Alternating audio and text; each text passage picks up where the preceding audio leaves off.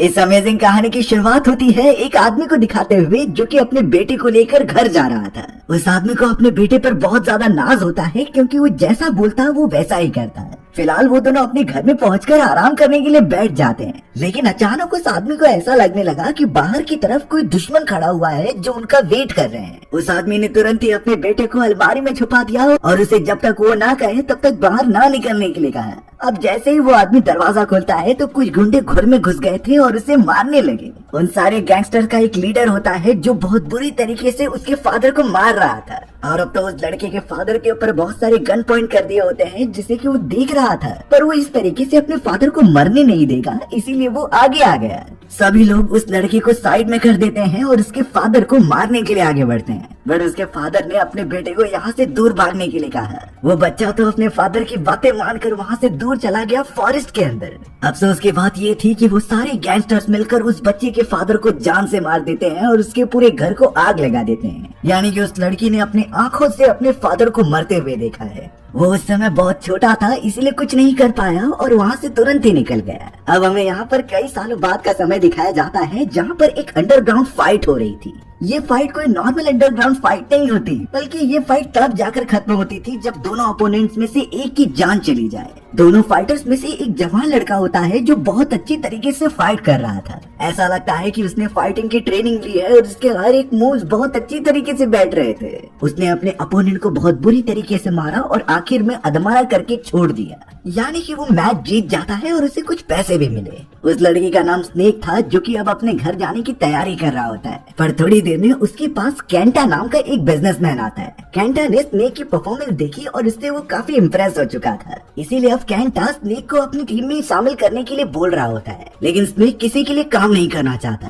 जैसे ही स्नेक जाने लगा तभी केंटा उसे एक न्यूज़पेपर का टुकड़ा दिखाता है और उसके साथ साथ कहने लगा कि तुम जो चाहते हो वो मैं तुम्हारे लिए करके दूंगा। अच्छे से देखने के बाद स्नेक पूरी तरीके से चौंक गया और अब वो केंटा के साथ मिलकर काम करने के लिए रेडी हो जाता है। सच्चाई वाली बात ये थी कि कई साल पहले जब उस बच्चे के फादर को मार दिया गया था तो वो बच्चा कोई और नहीं बल्कि स्नेक होता है, और तब से वो अपने फादर के कातिलों को ढूंढ रहा था। स्नेक को इस बात का आइडिया था कि केंटा के पास काफी कनेक्शन हो सकते हैं और उसके साथ काम करने पर वो उन सारे गैंगस्टर्स को ढूंढ निकालेगा और अपने फादर की मौत का बदला लेगा। अब केंटा यहाँ पर स्नेक को अपने अड्डे पर लेकर आता है जहाँ पर उसने एक आदमी को पकड़ कर रखा था जिसका नाम टॉम होता है। शॉकिंग बात ये थी कि टॉम केंटा का कजन होता है और उसका बिजनेस पार्टनर भी था, लेकिन केंटा को लग रहा होता है कि टॉम उसे धोखा दे रहा है, इसीलिए अब उसे तुरंत ही मरना होगा। केंटा ने अब यहाँ स्नेक को एक गन दी और कहा कि तुम टॉम को जान से मार दो। स्नेक उसकी बात मानते हुए आगे तो बढ़ता है, लेकिन पता नहीं क्यों वो गन नहीं चलाता। वो तो उल्टा केंटा के साथियों पर गन चलाकर वहाँ से भागने की कोशिश करने लगा। उसने टॉम को भी आजाद कर दिया जिससे कि टॉम अपनी स्वॉर्ड्स निकाल लेता है और उनसे बहुत अच्छी तरीके से फाइट करता है। दरअसल टॉम एक सामुराई फैमिली से बिलोंग करता था जिसके पास फाइटिंग और स्वॉर्ड चलाने की काफी अच्छी टेक्निक होती है। उस मोमेंट पर टॉम और स्नेक एक दूसरे का कोऑर्डिनेशन करते हैं और वहाँ से भागते हुए एक ट्रक में बैठ जाते हैं। केंटा के कई सारे सैनिक उसके ऊपर हमला कर रहे थे और दोनों को मारने की कोशिश करते हैं। उनकी क्वांटिटी इतनी ज्यादा थी कि उन्होंने ट्रक के ऊपर कई सारे स्वॉर्ड्स घुसा दिए थे। टॉम तो उनसे बच जाता है, लेकिन स्नेक को एक स्वॉर्ड लग गई जिससे वो वहीं बेहोश हो गया। थोड़े समय के बाद जब स्नेक अपनी आंखें खोल रहा था तो वो किसी प्राइवेट जेट में मौजूद होता है। उसके ठीक सामने टॉम था जो एकदम अच्छे कपड़े पहनकर रेडी हो रहा था। टॉम ने तो स्नेक को बता दिया कि वो पूरी तरीके से सुरक्षित है और वो उसके घर पर जा रहे हैं जहाँ से वो ऑपरेट करता था। टॉम ने तो एक बार स्नेक से पूछ ही लिया कि आखिर तुमने उसके ऊपर हमला क्यों नहीं किया। स्नेक सिंपली बताता है कि जब उसने पहली बार टॉम को देखा था तो वो बहुत ही सिंपल लग रहा था और स्नेक किसी मासूम के ऊपर हमला नहीं करता। बट इसके बाद स्नेक ने फिर टॉम से पूछा कि केंटा तुम्हारा कजिन है तो तुम्हें मारना क्यों चाहता है। टॉम ने डायरेक्ट बता दिया कि उनके बिजनेस के एक ही ओनर होना चाहिए, लेकिन केंटा चाहता था कि वो टॉम को मारकर पूरी सत्ता अपने हाथों में ले ले। टॉम भी ऐसा होने नहीं दे सकता था, इसीलिए वो केंटा के अगेंस्ट हो गया। दोनों ही कजिन्स के बीच एकदम तकरार सी होने लगी थी और अब शायद केंटा पागलों की तरह उसे मारने के लिए ढूंढ रहा होगा। फिलहाल के लिए टॉम एकदम सही सलामत स्नेक को लेकर अपने एक बहुत ही बड़े पैलेस में आ जाता है। स्नेक एकदम चौंक गया क्योंकि टॉम एकदम रईस घराने से बिलोंग करता था।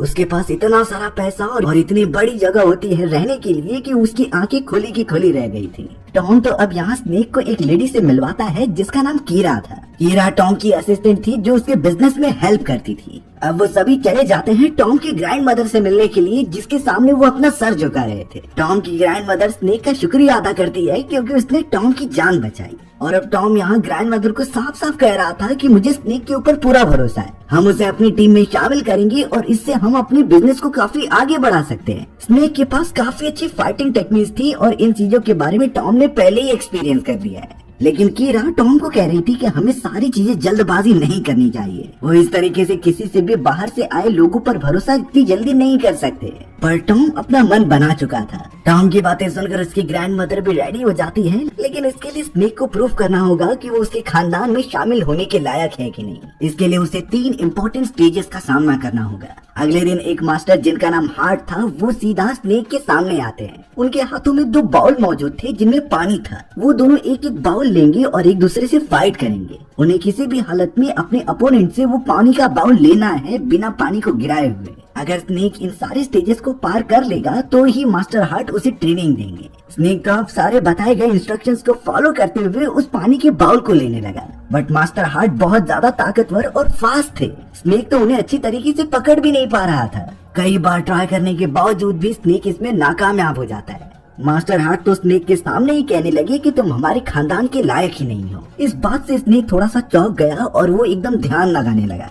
उसने तो अब मास्टर हार्ट से फाइट किए बिना ही उनसे रिक्वेस्ट करता है कि वो बाउल मुझे दे दो। यानी कि ये पूरा मामला फाइटिंग का था ही नहीं, बल्कि बातचीत से ये स्टेज क्लियर किया जा सकता था। अंत में स्नेक इसको समझ जाता है और बड़े आसानी से मास्टर से वो बाउल मांग लेता है। मास्टर बहुत खुश हो चुके थे क्योंकि स्नेक ने इस लेवल को पूरा कर लिया है। रात हो चुकी थी और सारे के सारे वॉरियर्स बैठकर अपना डिनर कर रहे होते हैं। कीरा तो अब स्नेक को उसके दूसरे लेवल के बारे में बताती है जो मास्टर ब्लेड लेंगे। मास्टर ब्लेड एक बहुत ही पुराने योद्धा थे जो हमारे खानदान में बहुत पहले से हैं। उनके अंदर ये एबिलिटी होती है कि वो किसी भी इंसान के मन में झांक कर देख सकते हैं। स्नेक तो अब थोड़ा सा कॉन्शियस होने लगा लेवल 2 में जाने के लिए। रात का समय था पर अब स्नेक अपनी बाइक लेकर सीधा किसी पब में चला जाता है। हमें ये सच्चाई पता चली कि स्नेक अभी भी केंटा के साथ काम करता है और वो एक तरीके से टॉम और उसके पूरे खानदान को धोखा दे रहा था। ये सारी चीजें तो स्नेक और केंटा ने मिलकर प्लान बनाई होती हैं कि सबसे पहले वो टॉम का विश्वास जीतेगा और उसके खानदान में शामिल हो जाएगा।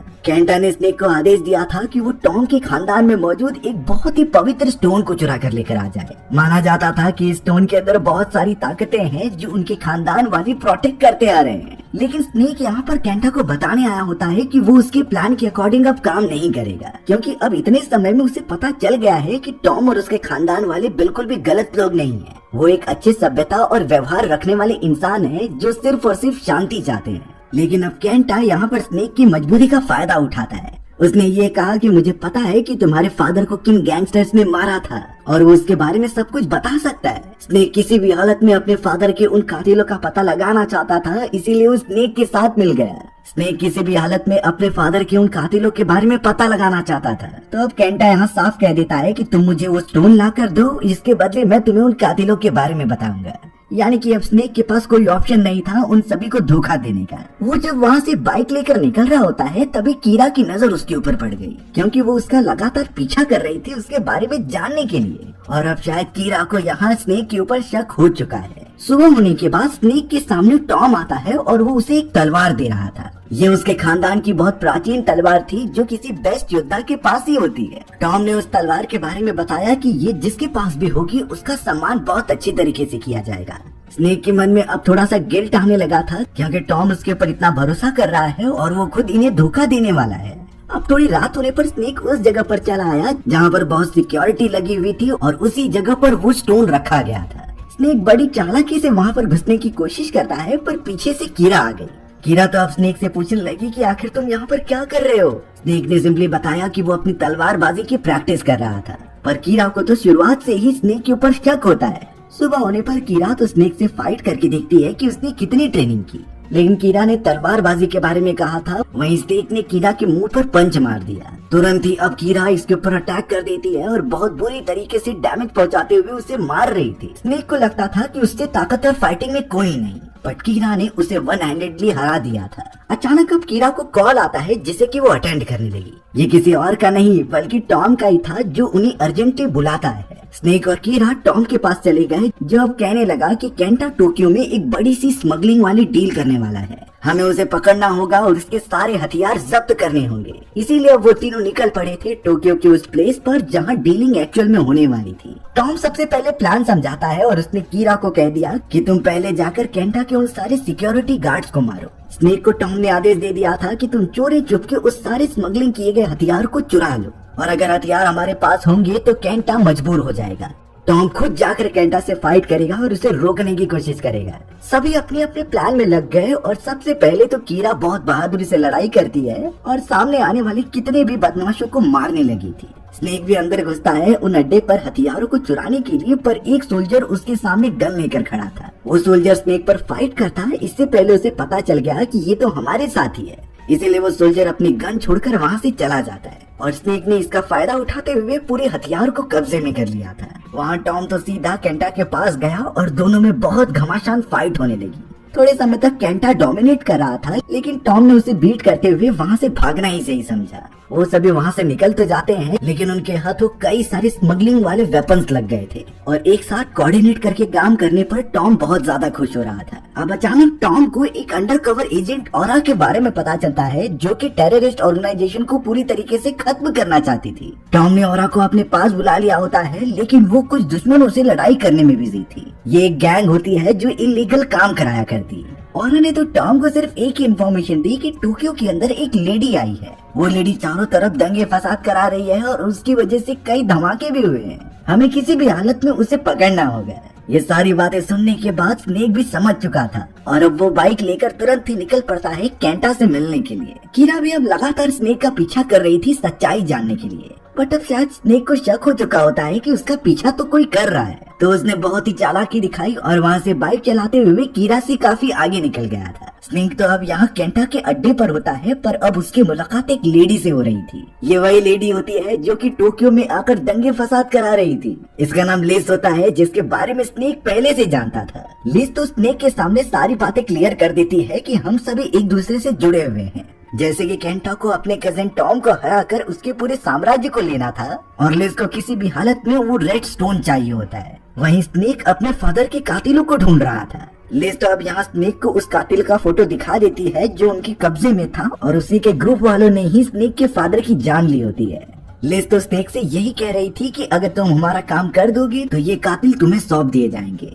यानी अब स्नेक फिर से काफी लाचार हो चुका था और उसे गलत का साथ देकर ही आगे बढ़ना पड़ेगा। टॉम के साम्राज्य में वापस आने पर अब उसकी सेकंड लेवल की ट्रेनिंग चालू होती है। इस ट्रेनिंग को मास्टर ब्लेड ही हैंडल कर रहे थे और वो स्नेक को एक अजीब तरीके के हेलोजिनेशन में डाल देते हैं। स्नेक बार बार उसी सपने को देख रहा था जब उन सारे बदमाश लोगों ने उसके फादर की जान ली होती है। वो एकदम से उसमें ट्रैप हो चुका था और बाहर नहीं निकल पा रहा था, लेकिन मास्टर ब्लेड जानते थे कि स्नेक के अंदर वो सारी एबिलिटीज मौजूद हैं। वो तो उसे गाइड करने लगे, जिससे स्नेक अच्छी तरीके से सीखकर लेवल 2 भी क्लियर कर देता है। अब यहाँ रात होने पर स्नेक तुरंत ही उस जगह पर चला आया, यानी कि वो रेस्टोरेंट चुराने के लिए। ऊपर की तरफ से वो अंदर घुसने की कोशिश तो करता है, लेकिन अलार्म सिस्टम बजने के कारण कीरा और उसके कई सारे सिक्योरिटी ऑफिसर्स वहाँ पर आ चुके थे। कीरा ने तो छत की तरफ देखा और उसे पता चला कि कोई अंदर घुसने की कोशिश कर रहा था। वो सीधा स्नेक के पास चली गई और उससे कहने लगी कि मुझे तुम पर शक है, तुम आखिरकार कौन हो और यहाँ पर क्यों आए हो। स्नेक भी समझ जाता है कि शायद उसका सच बोलने का समय आ चुका है। स्नेक ने तो कीरा को सब बता दिया था कि किस तरीके से कुछ गैंगस्टर्स ने उसके फादर की जान ले ली होती है। बचपन से ही स्नेक अकेला रहता आया है उस एक गलती की वजह से।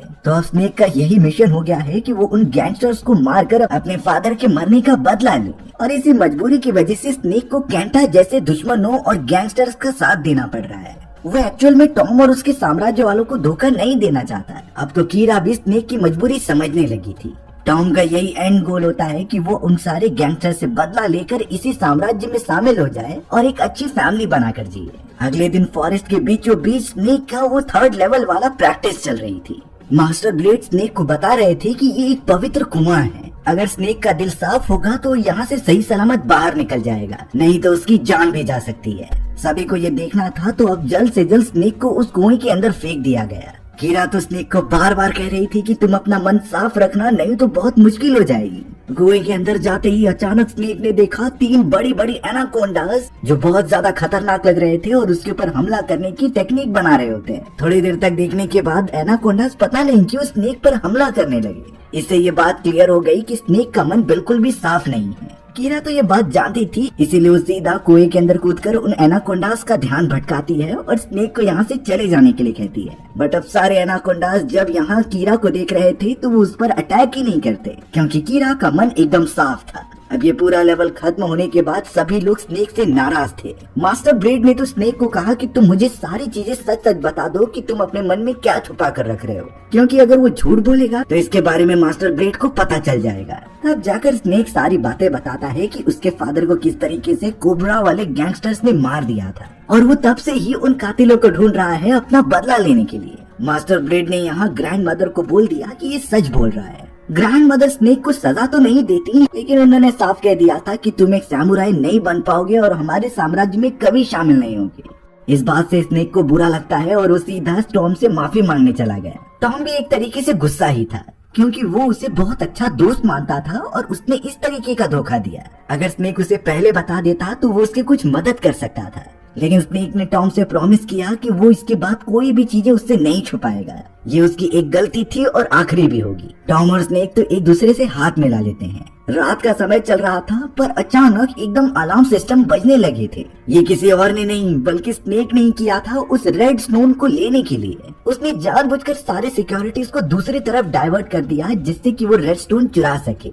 सारे सैनिक दूसरी तरफ चले गए थे और इसी का फायदा उठाकर स्नेक उस एरिया में आ गया जहाँ पर वो रेड स्टोन रखा गया था। उसने तो टॉम के डीएनए का यूज किया उस पूरे लॉक को ओपन करने के लिए। वो तुरंत ही रेड स्टोन ले लेता है और वहाँ से निकलने लगता है, बट कीरा ने उसके ऊपर हमला कर दिया। स्नेक चाहता तो कीरा को जान से मार सकता था, लेकिन उसने कीरा को धक्का दिया और वहाँ से भाग गया। ये बातें जब टॉम, कीरा और बाकी लोगों को पता चलती हैं, तो ग्रैंड मदर टॉम पर चिल्ला रही थी, क्योंकि उसने इस स्नेक जैसे गद्दार को हमारी टीम में शामिल किया।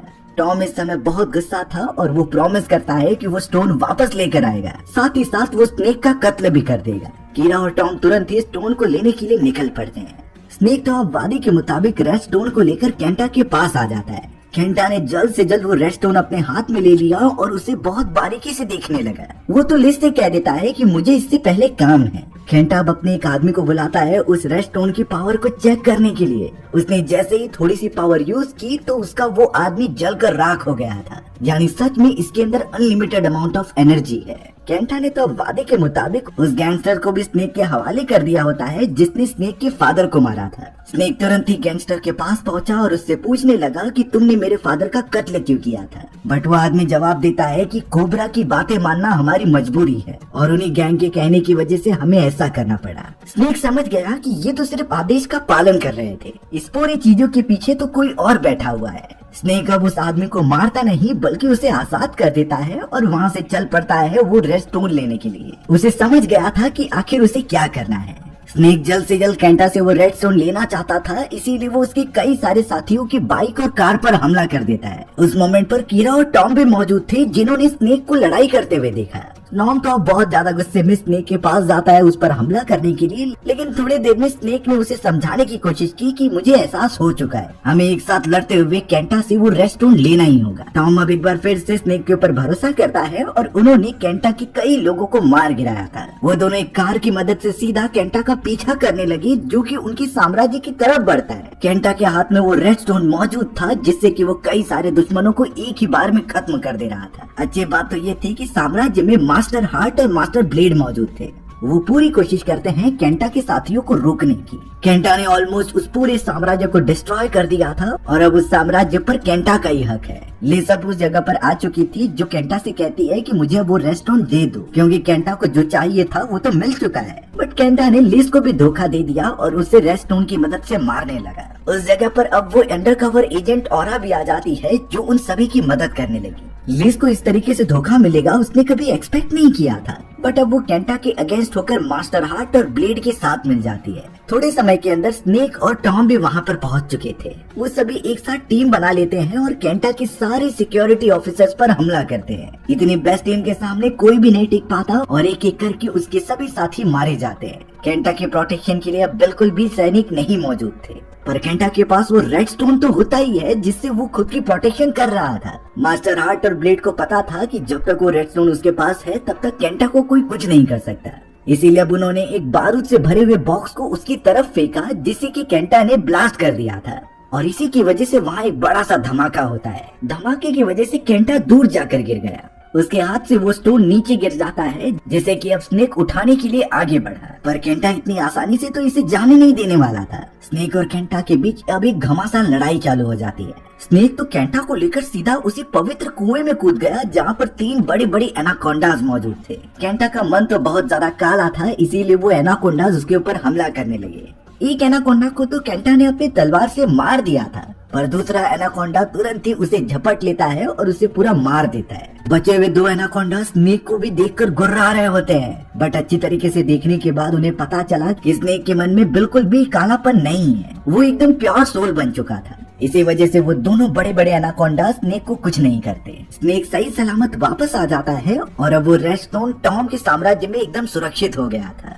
अगले दिन सारी चीजें नॉर्मल हो चुकी थी और अब स्नेक को मारा भी नहीं जाएगा। लेकिन टॉम की ग्रैंड मदर बोल रही होती है कि अब टॉम इस पूरे साम्राज्य का नया उत्तराधिकारी नहीं बन सकता, क्योंकि उसने रेडस्टोन का यूज जो कर लिया था ये उनके रूल्स के खिलाफ होता है। तो अब टॉम को यहाँ से जाना होगा। टॉम इस बात से बहुत ही निराश हो गया, बट वो इस साम्राज्य का एक वारिस था और वारिस रहेगा ही। टॉम वहाँ से चला तो जाता है, बट स्नेक इस तरीके से बैठ नहीं सकता था। उसने भी डिसाइड किया कि वो टॉम के पास जाएगा और उसे वापस समझा कर लेकर आएगा। स्नेक अच्छी तरीके से अपने सामान को पैक कर ही रहा होता है, तभी उसे एक अच्छा सा सूट दिया गया और वो इस साम्राज्य वालों ने ही बनाया था स्नेक के लिए। तभी एक लेडी स्नेक के पास आकर कुछ कॉन्फिडेंशियल फाइल्स दिखाती है। ये फाइल्स उसके फादर के ही थे, जिन्होंने इस कोबरा गैंग को पकड़वाने के लिए काफी बड़ा योगदान दिया था, यानी वो भी इस साम्राज्य से बिलोंग करते थे। तो इस हिसाब से स्नेक भी इस साम्राज्य का ही वारिस बन सकता है। लेकिन स्नेक को देखने से नहीं लग रहा था कि वो इन चीजों में इंटरेस्टेड है। वो फिलहाल के लिए अपने सूट को पहन लेता है और टॉम को वापस बुलाने के लिए चल पड़ता है। हमारी भी कहानी इसी तरीके से यही तो भाई लोग, एशी के सथिया